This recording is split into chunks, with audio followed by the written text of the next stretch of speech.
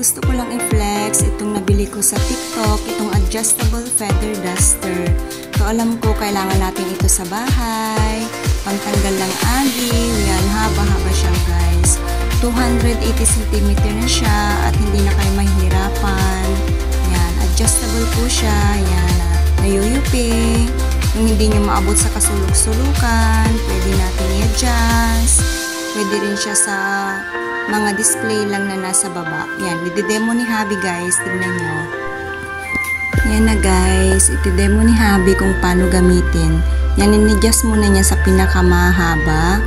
Yan, inaabot niya lahat ng nasa taas. Yan.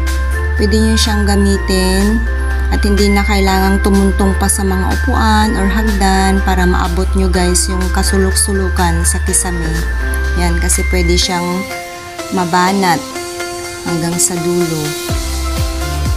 Pwede lahat yan. Multifunctional po siya guys.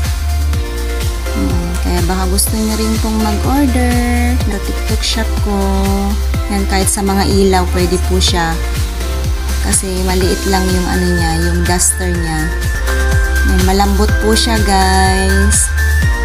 Yan, madali lang din tanggalin yung mga nakuha nating mga dumi. Yan. Pwede mo siyang i-adjust kung naabot mo na siya. Adjust ulit pag may mataas na parte na hindi mo kayang abutin. Yan. Napaka-useful po ito, guys.